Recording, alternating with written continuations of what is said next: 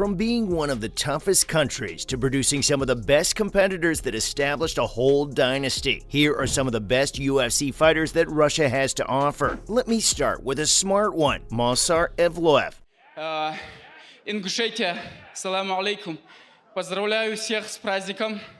И вот эту маленькую победу я хотел бы посвятить вам. Well, you might be wondering why I called him the smart one. I bet you didn't know he had a degree in law and computer programming. How amazing is that? Born in 1994 in Ingushetia, he competes at featherweight and has a perfect 16-0 professional fighting record with 5 victories in the UFC. He's presently ranked as the 10th best featherweight fighter in the UFC, and he has 3 knockout victories and 4 submission victories in the M1 Fight League. While all of his victories in the UFC have been through split or unanimous decisions, he has been competing professionally since 2014 and was the M1 Global Fight Promotion's previous bantamweight champion. Now let me move to the land which has produced a majority of UFC champs. I'm talking about Dagestan, the place where Umar Nurmagomedov comes from. He's a bantamweight competitor in the UFC, and Khabib's cousin was born in 1996. After beginning to fight professionally in 2016, he has amassed a 15-0 professional record, including 3 victories within the UFC after making his UFC debut in 2021. With 4 first-round finishes, 1 knockout, and 7 submissions, his triumphs have been impressive. Umar earned a World Amateur MMA title and a World Combat Sambo Championship before entering the UFC. Umar's publicly said that his goal is to emulate his cousin's achievements, and based on his current unbeaten fighting record, it appears to be going according to plan. After all, he's already proven to be a fantastic fighter, but only time will tell if he'll be just as good as his cousin. He deals with competitors who are getting harder to beat, though he's not the only beast to come from Dagestan. After all, it's home to Askar Askarov. He's a mixed martial artist with a solid background in freestyle wrestling and competes in the UFC's flyweight class. What makes him amazing is that he's achieved success while being deaf. Born in 1992, he started training at a young age and then finally competed in 2013, and as of right now, he has a 14-1-1 record. He had previously competed in the Deaf Olympics in 2017, where he earned a gold medal in freestyle wrestling. Askar is currently rated 3rd in the flyweight class and has 3 victories, 1 tie, and 1 defeat in the UFC. Talking about Dagestanis, let me move on to one of the pound-for-pound kings, Islam Makhachev.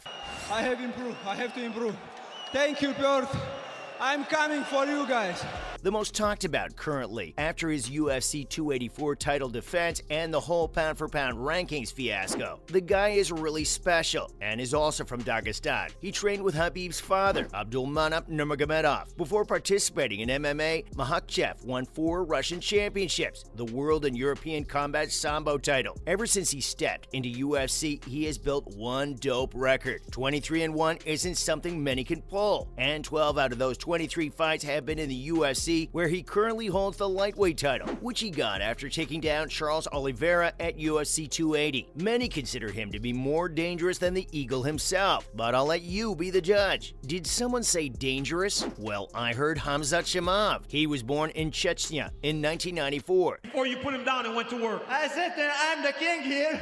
I was there a long time. I'm gonna come. Making him a de facto citizen of the Russian Federation, even though he relocated to Sweden at the age of 18. But as long as he says he represents Russia, I say he's Russian. Boris, as many call him, if not the most, is one of the most dangerous fighters in the UFC right now. Literally, go watch any of his fights. So dangerous that currently he's facing a whole thing where no one's ready to fight him. He went pro in 2018 and has 5 UFC wins under his name, with an overall record of 11 victories and, as you already guessed, 0 defeats. With only Burns' fight as an exception, all of his victories have come through either KOs or submissions. Fighters have rushed to train with Khamzat and have praised his talent and extraordinary stamina. He's such an anomaly that he might be going up for the welterweight title. But again, is anyone gonna sign up for a suicide mission? Anyway, as lethal as Chimaev is, there's another fighter who's even better, and it's none other than Valentina Shevchenko. And this is what I am. This is true championship mind, that you never satisfy with your performance. You every time go farther and farther.